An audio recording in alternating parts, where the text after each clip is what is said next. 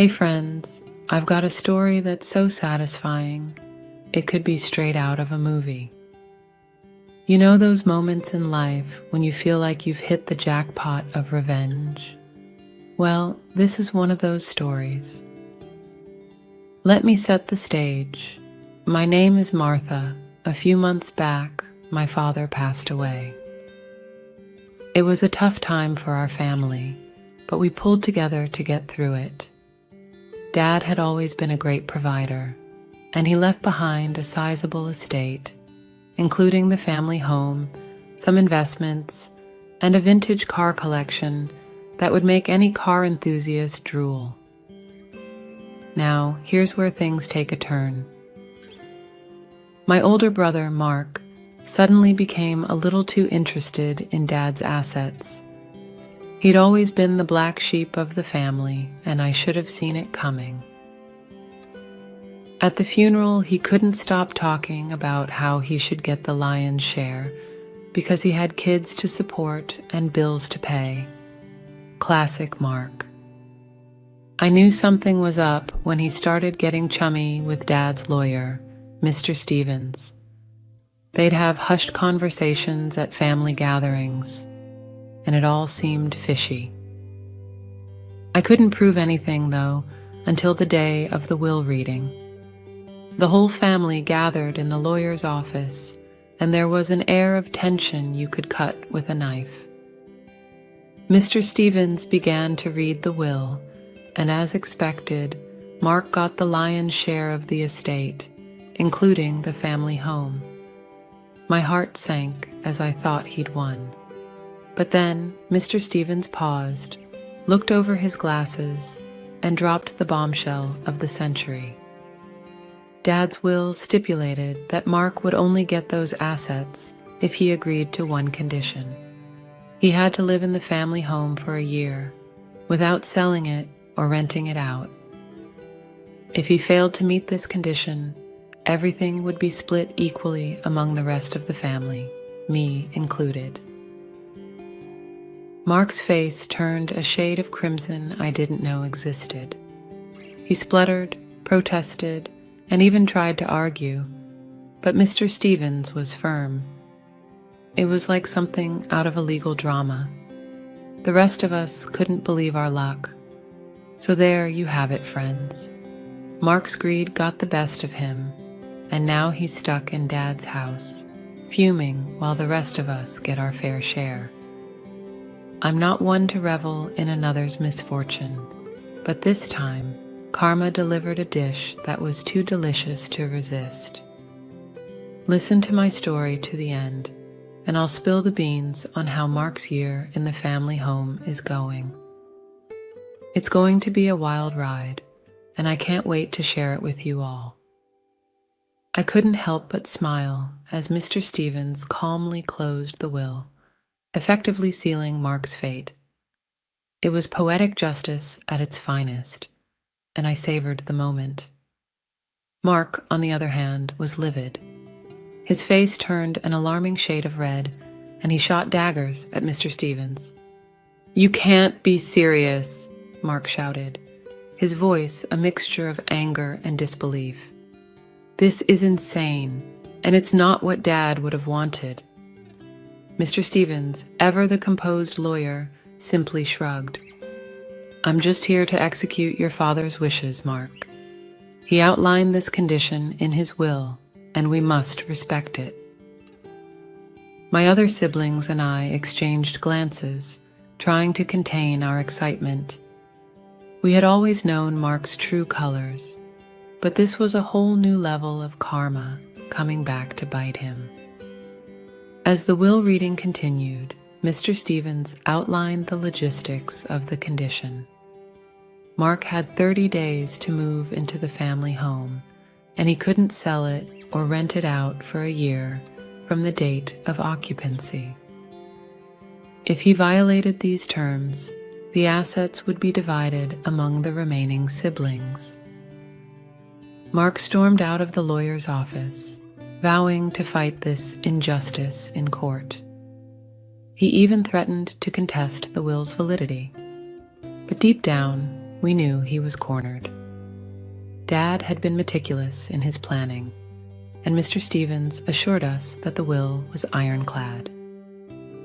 Over the next few weeks, Mark reluctantly moved into the family home, bitterness oozing from every pore. We all helped with the transition, making sure he had no excuses to break the conditions. It was amusing to see him try to negotiate with us for leniency, but we held firm. This was Dad's final wish, and we intended to honor it. Mark's life in the family home was far from comfortable. He resented every moment spent there, surrounded by memories of our childhood and the life he so desperately wanted to escape. I couldn't help but relish in the sweet taste of revenge as I watched him grumble and complain. But there was one thing Mark didn't anticipate: the watchful eyes of the neighborhood. Our parents had lived in that house for decades, and the neighbors were like an extended family. They knew about Dad's will and the conditions he had set for Mark. It didn't take long for them to become Mark's unofficial surveillance team. Every time he tried to bring in a realtor or put the house on the market, someone would anonymously tip us off. Mark's frustration grew with each failed attempt. It was as if the universe was conspiring against him. As the days turned into weeks, Mark's resolve began to waver. He realized that he was trapped in a situation of his own making, and no amount of tantrums or threats could change that. The house, once a symbol of his potential windfall, had become a gilded cage. Next, I will tell you into the comical mishaps and neighborhood interventions that made Mark's year in the family home even more entertaining. Stay tuned, friends.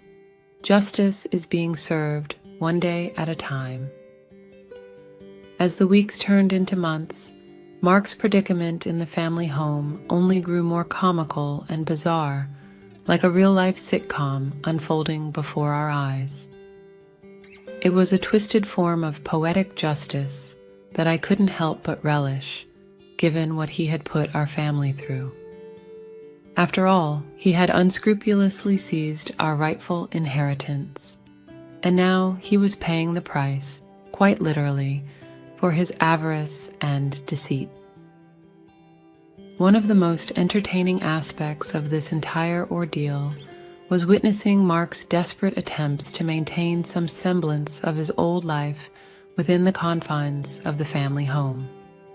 You see, he had been a big shot in his upscale condo, living a life of opulence with a personal chef, a housekeeper, and a gardener to cater to his every whim. However, in the family home, he had to fend for himself, and the results were nothing short of comedic brilliance. I still vividly remember the time he tried to cook a meal for himself. It was an epic disaster of monumental proportions, a culinary catastrophe that would be legendary in family lore. Smoke billowed from the kitchen, and the shrill blaring of the fire alarm reverberated through the house as he desperately tried to salvage his burnt creation. We, the rightful heirs who had suffered his greed, rushed over, fearing for the safety of the house. Instead, we found Mark, frantically waving a dish towel in front of the alarm, his face smudged with soot, and his once impeccable chef's apron now a grimy, scorched rag. "You guys never had to deal with this," he yelled, pointing accusatory fingers at us, as if we were to blame for his culinary calamity. "I can't believe Dad's doing this to me." We couldn't help but chuckle at his culinary misadventure. It was a stark reminder that Mark was completely out of his element in the family home. His lavish lifestyle, which he had flaunted so shamelessly, had left him ill-prepared for the simple realities of everyday living that the rest of us had long since mastered. But the most satisfying moments of all were when the neighborhood, our silent allies, came to our aid.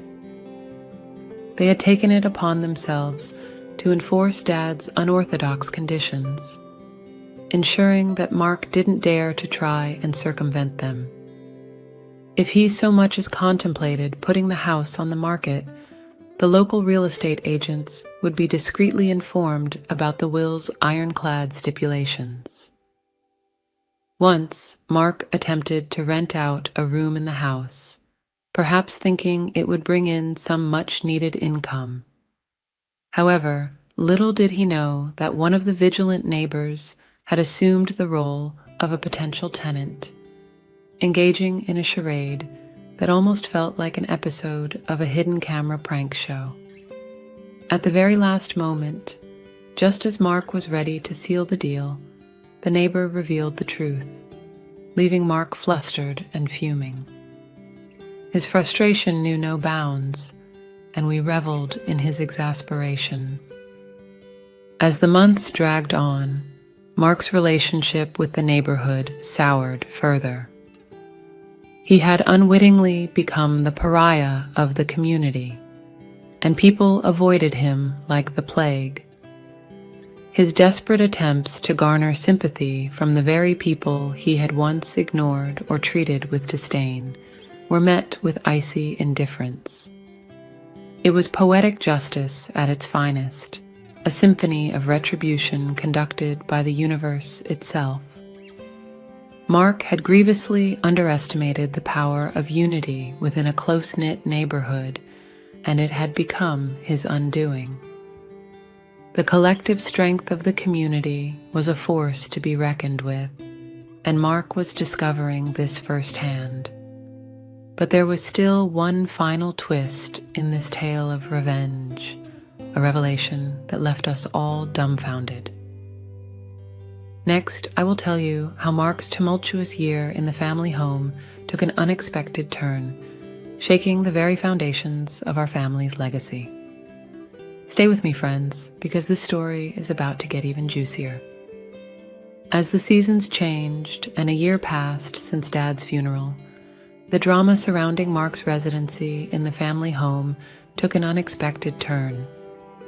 It was as if fate had decided to add one final twist to this bizarre tale of revenge, and it left us all in a state of bewilderment. You see, despite the absurd conditions laid out in Dad's will, Mark had managed to hold on to the family home for an entire year. He had endured the comedic mishaps, the neighborhood's vigilant surveillance, and the utter isolation he had brought upon himself. But he was unyielding in his determination to cling to the house, convinced that he would outlast the stipulations of the will. However, Mark had overlooked a crucial detail, one that would prove to be his downfall. The family home was an aging structure, and its maintenance required not only financial resources, but also a deep understanding of its quirks and idiosyncrasies. Mark possessed neither. At first, we noticed minor issues: a leaky roof, a malfunctioning furnace, and creaking floorboards. Mark, in his arrogance, believed he could simply hire contractors to address these problems. But what he failed to realize was that the house had a peculiar temperament, and it seemed to rebel against his presence. The leaky roof became an incessant drip, defying all attempts at repair. The furnace emitted eerie, discordant noises that kept Mark awake at night, and the creaking floorboards seemed to whisper haunting secrets. It was as if the house itself had joined the neighborhood in its silent revolt against its unwelcome occupant. Mark's frustration grew day by day. He hired a slew of contractors, each more bewildered than the last by the house's bizarre behavior. Plumbers scratched their heads as pipes seemed to change course at will. Electricians were confounded by switches that operated in reverse, and carpenters found themselves entangled in a maze of hidden passages behind walls. his financial resources began to dwindle as he poured money into futile attempts to tame the rebellious house. The neighborhood, well aware of his predicament, watched with a mixture of amusement and satisfaction. It was as if the house itself had become an active participant in our quest for revenge. Mark's sleepless nights and growing desperation were a source of dark amusement for us. He would often emerge from the house in disheveled attire, hair askew, and eyes bloodshot from lack of rest. His once confident demeanor had crumbled, replaced by a haunted look that mirrored the house's own peculiar personality. But it was during a stormy night that the house unleashed its most spectacular display of defiance. As thunder rumbled and rain lashed against the windows, Mark was jolted awake by a cacophony of crashing and banging. He stumbled through the darkened corridors, his flashlight barely penetrating the gloom. What he discovered was a scene straight out of a horror movie. Furniture levitated, seemingly of its own volition, and household objects danced through the air. The walls vibrated with an otherworldly energy, and the very foundation of the house trembled. It was as if the house had awakened its dormant spirits to expel the intruder. Mark fled the house in terror, leaving behind his belongings and his illusions of conquest. As he stood in the pouring rain, drenched and defeated, the neighborhood watched in eerie silence. The house had made its final verdict, and Mark had been judged unworthy. In the aftermath of this supernatural spectacle, Mark decided he had had enough. He relinquished his claim to the family home, realizing that some forces were beyond human comprehension. The house, it seemed, had exacted its revenge in the most enigmatic and poetic manner. And so, friends, our family home returned to us, no longer tainted by Mark's presence. The neighborhood, our steadfast allies, rejoiced in silence, knowing that justice had been served. Mark, once a symbol of greed and betrayal, faded into obscurity. But the tale doesn't end here. Next, I'll share the ultimate twist in this saga, an unexpected discovery that shed light on Dad's true intentions and left us with a newfound appreciation for the eccentricities of our family home. Stay tuned for the grand finale. As the dust settled on Mark's hasty departure from our family home, we thought the tale had reached its conclusion.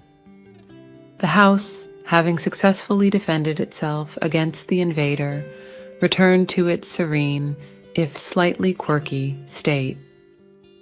The neighborhood, once rife with intrigue and espionage, resumed its usual rhythms, and life appeared to return to normal. But as fate would have it, the final act of this peculiar drama was still waiting in the wings. It was a revelation that would not only astonish us, but also provide closure to the enigmatic legacy our father had left behind. In the days following Mark's departure, I began the arduous task of sorting through the accumulated detritus he had left behind. It was a Herculean effort, as he had seemingly abandoned most of his possessions in his panicked flight from the house. Among the discarded items, I stumbled upon an old leather-bound journal, weathered by time and neglect. Curiosity piqued, I opened the journal to find the handwritten entries of our father, dating back several decades. It was a chronicle of his thoughts, dreams, and aspirations, a glimpse into the mind of a man who had always been somewhat of an enigma to us. As I read through the pages, a pattern began to emerge. Our father's writing spoke of his love for the family home, his fascination with its idiosyncrasies, and his deep connection to the neighborhood. It was clear that the house held a special place in his heart, and he had dedicated years to understanding its mysteries. But the most astonishing revelation came when I reached the final entries of the journal. In those pages, our father had detailed a plan that would ultimately lead to Mark's downfall and the house's triumphant defense. He had orchestrated the entire series of events, from the eccentric will to the house's rebellious antics. It was all part of his grand scheme to ensure that the family home remained untouched by those who did not truly appreciate its quirks. In his own words, he had written, "Only those who understand the heart of this house deserve to inherit it. I will test them as the house has tested me." It was a revelation that left me both astounded and moved. Our father had devised this elaborate ruse, not out of malice, but out of love for the house he had called home for so many years. He had used his eccentricity and flair for the dramatic to protect the place he held dear. And so, friends, the story comes to a close with a newfound appreciation for our father's legacy. The house, once a symbol of revenge, now stood as a testament to his love and ingenuity. Mark's brief tenure had inadvertently become a test of character, and he had failed spectacularly. As for us, we continued to live in the house, embracing its quirks and mysteries with open hearts.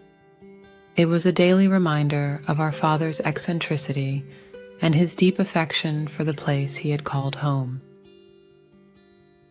The neighborhood, once divided by suspicion, had come together in a shared understanding of the house's unique magic.